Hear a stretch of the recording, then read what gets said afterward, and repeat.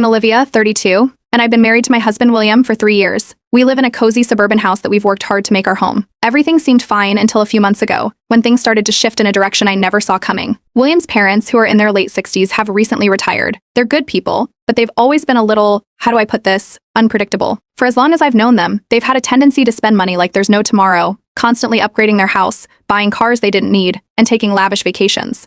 I remember thinking that they were probably enjoying their golden years to the fullest, but it turns out they had been digging themselves into a financial hole. One night, after dinner, William sat me down and dropped the bombshell. His parents couldn't afford their home anymore, and he wanted them to move in with us for a while. He made it sound like it was a temporary thing, just until they could get back on their feet. I froze when I heard him say it. My first thought was, how long is a while? Because let's be honest, when someone says temporary, it usually ends up being anything but. I didn't want to seem unsupportive, though. I knew William felt responsible for his parents, and I understood the importance of helping family, but the idea of them living under a roof made me uneasy. It's not that I don't like his parents, it's more about boundaries and privacy. Our home was our space, and having them here would change that. I told William the first needed to think about it. I wasn't going to jump into something like this without setting some ground rules. He nodded, clearly relieved that I didn't outright say no. But then I made it clear, if his parents moved in, there had to be boundaries. I wasn't willing to let them disrupt our lives without a clear timeline for when they'd be moving out. We'd also need to have a conversation about privacy. Our marriage couldn't take a backseat to their needs. William seemed to agree, and I thought we were on the same page. But looking back, that was the first red flag.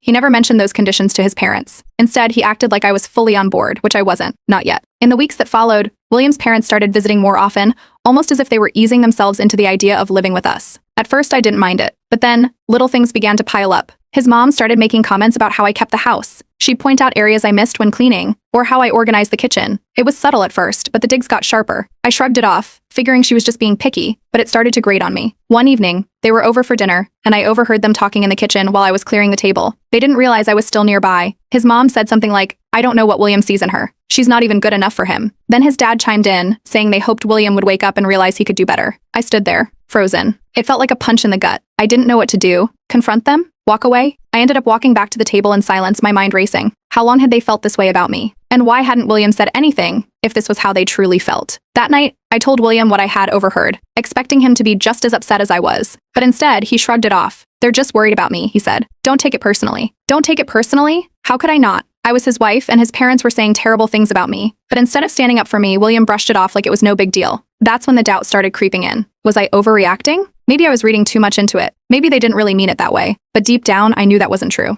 As time went on, things only got worse. Every time I brought up his parents, William would get defensive, like I was attacking them. I felt like I was losing him, like I was the outsider in my own marriage. I couldn't shake the feeling that his parents had never liked me, and now with the possibility of them moving in, it felt like I was going to lose whatever small bit of control I had left in our home. I started talking to my best friend about it.